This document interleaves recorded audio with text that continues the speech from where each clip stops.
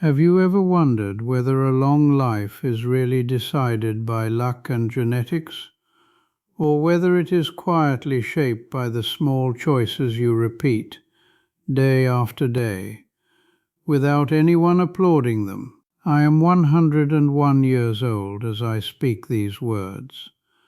I have lived through seasons of abundance and seasons of lack, through moments of joy that felt endless and losses that felt unbearable. Time has taken many things from me, but it has also clarified something essential. A long life is rarely built on dramatic decisions. It is built on quiet habits, steady attitudes, and a way of relating to life that does not exhaust the body or the spirit. People often ask me for one secret, as if there were a single magic answer. The truth is less exciting, but far more useful. Longevity is a pattern. It is a relationship with time. And over the years, 7 principles slowly revealed themselves to me. Not because I was searching for them, but because life kept teaching the same lessons until I finally listened. The first lesson was rest. I learned early on to protect my sleep as if it were medicine, because nothing repairs a life faster or more consistently than deep, regular rest. The second was acceptance. I stopped arguing with reality. When you waste energy fighting what is, you shorten yourself without realizing it. The third was laughter. I learned to laugh often, especially at myself, because seriousness hardens the heart and tightens the body. As life continued, I discovered the power of release. I learned to let go quickly of anger, regret, and expectations that no longer served me. Carrying emotional weight for decades is far more damaging than people realize. Then came rhythm.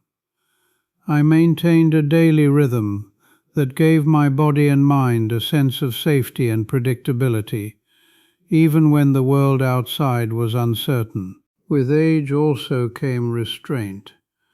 I avoided excesses, even of good things, because too much of anything eventually becomes a burden. And finally, perhaps the most freeing lesson of all, I chose peace over proving myself right. I let many arguments die unfinished. I let pride loosen its grip. Peace, I learned, adds years quietly. These are not theories. They are not rules written in a book. They are the way I lived, slowly, imperfectly, and consistently. In the parts that follow, I will share each of these 7 secrets in full, exactly as I experienced them, and why I believe they mattered more than anything else. Secret 1. I protect my sleep as if it were medicine. If there is one habit I guarded more fiercely than any other, it was my sleep. Long before people talked about sleep cycles or recovery, I understood something simple. When I slept well, life felt manageable. When I did not, everything became heavier than it needed to be. I never treated sleep as a luxury or a reward. I treated it as maintenance. Just as you would not expect a machine to run smoothly without regular care, I did not expect my body or mind to function without rest. I went to bed when my body asked for it, not when my ambitions insisted otherwise. There were times when the world encouraged late nights and early mornings, but I learned to step away from that pressure. Nothing important was ever lost by choosing rest. Sleep, for me, was not just about hours. It was about respect. I respected the signals of fatigue instead of ignoring them. I respected the quiet of the night instead of filling it with noise. Over the years, I noticed that deep sleep softened my reactions, steadied my emotions, and sharpened my judgment. Problems that seemed unsolvable in the evening often looked smaller in the morning. As I aged, this habit became even more valuable. My body healed more slowly, but sleep remained its greatest ally. It kept my immune strength steady and my mind clearer than many people half my age. I did not force myself to sleep at exact times, but I honored consistency. The body, I learned, thrives when it knows what to expect. Looking back now, I believe many people grow old too fast because they live tired for too long. Exhaustion quietly shortens life, not by dramatic illness but by daily wear. Protecting my sleep was one of the simplest decisions I ever made, and one of the most powerful. Secret 2. I don't argue with reality. It took me many years to learn this lesson, and even longer to practice it well. Reality does not respond to arguments. It does not bend because you are frustrated or offended. Once I understood this, a great deal of unnecessary suffering fell away. When something happened that I could not change, a loss, a mistake, an unexpected turn, I noticed how much energy was wasted resisting it. Anger tightened my chest. Complaining drained my strength. Wishing things were different did nothing to make them so. Slowly I began to ask a different question. What is being asked of me now? Accepting reality did not mean liking it. It meant stopping the internal fight. When you argue with reality, you live in constant tension. When you accept it, you conserve energy. That energy, saved day after day, becomes resilience. This habit protected me during difficult years. Wars, economic hardship, personal loss, none of these improved when I fought them emotionally. But when I accepted what was in front of me and focused on what I could do next, life remained livable. Acceptance created calm, and calm kept my body from living in a constant state of alarm. Over time, I noticed something else. Acceptance shortened recovery time. I moved through disappointment faster. I adapted more easily. Stress left my system instead of settling into it. Many people believe stress comes from events, but I learned it often comes from resistance. By no longer arguing with reality, I freed myself from battles that could never be won. That freedom gave me more years than any strategy ever could. Secret 3. I laugh often, especially at myself. Laughter has followed me through every decade of my life, not as entertainment, but as relief. I learned early that taking myself too seriously was exhausting. Life already provides enough weight. Adding ego only makes it heavier. I laughed at my mistakes. I laughed when plans fell apart. I laughed when I realized I had worried for nothing. This was not denial, it was perspective. Laughter loosened my grip on perfection and softened moments that could have hardened me. There were hard times when laughter felt inappropriate, even disrespectful, yet those were often the moments it mattered most. A small smile in the middle of hardship reminded me that pain was part of life, not the whole of it. Laughter gave my nervous system permission to relax, even briefly. I noticed that people who laugh age differently. Their faces stay more open. Their bodies move with less tension. Their hearts recover faster. Laughter releases what stress tries to store. Most importantly, I learned to laugh at myself. Pride ages a person quickly. Humility paired with humor keeps the soul flexible. When I stopped defending my image, life became lighter. I did not need to prove anything. I could simply live. If I had to name a secret that made life longer and more enjoyable, this would be it.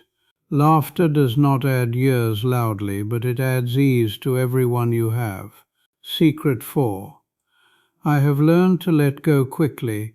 Holding on is often mistaken for strength. In truth, it is usually weight. I learned this slowly through years of carrying resentments, regrets, and expectations that no longer served me. At first, I believed holding on kept me safe. I replayed conversations. I clung to disappointments. I waited for apologies that never came. What I did not realize was how much this emotional storage cost me. My body felt heavier. My sleep was lighter. My patience grew thin. Letting go did not mean forgetting. It meant releasing the emotional charge. I stopped revisiting old injuries, as if they were happening in the present.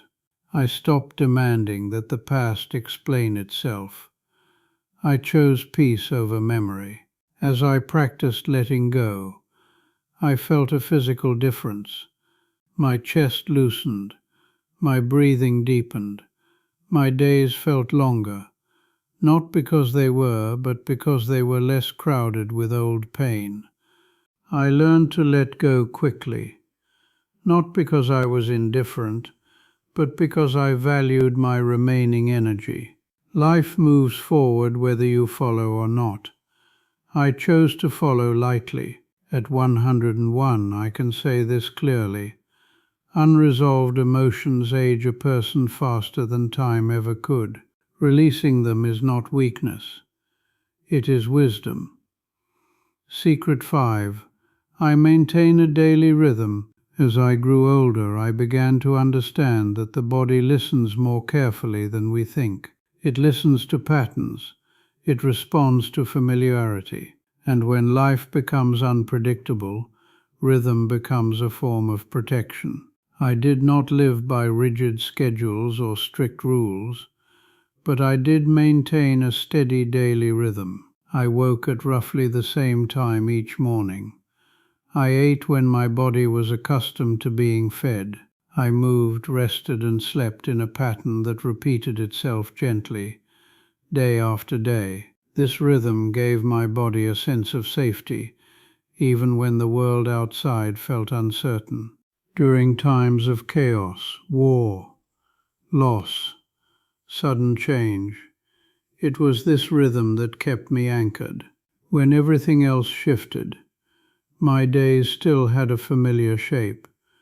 That familiarity reduced stress more than people realize. The body does not like surprises. It functions best when it can anticipate what comes next. I notice that people who live without rhythm often feel ungrounded. They skip meals, sleep at irregular hours, rush one day and collapse the next. Over time, this inconsistency wears the body down. My rhythm was not perfect, but it was dependable, and dependability is calming. As I aged, rhythm became even more important. It helped my digestion, stabilized my energy, and supported my sleep. My mind felt clearer because my body was not constantly adjusting. Rhythm removed unnecessary decisions from my day, leaving more energy for living. Longevity is not only about what you do, it is about when you do it. A simple, steady rhythm carried me through decades without exhausting me. Secret 6. I avoid excesses, even for good things. For much of my life, I watched people harm themselves not through obvious mistakes, but through excess. Too much food, too much work, too much worry, too much ambition. Even good things, when taken too far, quietly become destructive. I learned moderation, not through discipline, but through observation. I noticed how excess strained the body and unsettled the mind. Overeating dulled energy. Overworking shortened patience. Overthinking disrupted sleep. Slowly I began choosing enough instead of more. This did not mean denying myself joy. It meant stopping before pleasure turned into burden. I ate until satisfied, not full. I worked until useful, not exhausted. I rested before collapse forced me to. These small decisions accumulated over time. Excess overstimulates the nervous system. It keeps the body in a state of constant demand. Moderation, on the other hand, creates balance. Balance allows recovery, and recovery is essential for a long life. As years passed, moderation became instinctive. I no longer chased intensity. I valued steadiness. I did not need extremes to feel alive. I needed continuity. Many people believe longevity requires constant improvement. I believe it requires restraint. The body lasts longer when it is not constantly pushed to its limits. Avoiding excess was one of the quiet ways I preserved myself. Secret 7. I choose peace over proving myself right. This lesson came late, but once learned, it changed everything. For many years, I believed being right mattered. I defended opinions. I corrected others. I held my ground, even when it cost me relationships or inner calm. Over time, I noticed something troubling. Every argument left a residue. My heart raced. My thoughts stayed agitated. Even when I won, I felt unsettled. Being right came at a physical cost. Eventually, I asked myself a simple question. What is more valuable, being right or being at peace? The answer became obvious. I began letting arguments go unfinished. I stopped responding to every challenge. I allowed others to keep their opinions without needing to correct them. To my surprise, nothing important was lost. What I gained was calm. Peace softened my nervous system. It improved my sleep. It made conversations lighter and relationships warmer. I no longer lived in a constant state of defense. Choosing peace did not mean silence or weakness. It meant discernment. I spoke when it mattered and let go when it did not. This reduced emotional friction, which in turn reduced physical stress. Looking back from 101, I can say this without hesitation. Pride ages a person quickly. Peace slows time. Letting go of the need to prove myself right gave me years, quietly, gently, and without struggle. At 101 years old, when I look back on my life, I no longer measure it by achievements, possessions, or moments of recognition. I measure it by how lightly I moved through time. A long life, I have learned, is not built by force. It is built by care. The 7 secrets I have shared are not dramatic. They do not promise control over fate or immunity from loss. They simply protect what is most fragile and most valuable: your energy, your calm, and your relationship with time itself. Sleep restored me. Acceptance conserved me. Laughter softened me. Letting go freed me. Rhythm steadied me. Moderation preserved me. Peace extended me. None of these worked because I practiced them perfectly. They worked because I returned to them again and again, even after failing. Longevity is not about never straying. It is about coming back to what sustains you. If there is one truth I hope you carry with you, it is this: your body and your life are always responding to how you treat them. They listen when you rush. They listen when you fight. and they listen when you choose gentleness instead. You do not need to wait until you are old to live in a way that allows you to become old. These choices are available now, in ordinary moments that seem insignificant at the time. Years later, they are everything. I did not live to 101 by trying to extend my life. I lived this long by not wearing it down. And if my years have taught me anything worth sharing, it is this: when you stop fighting time, time becomes surprisingly generous.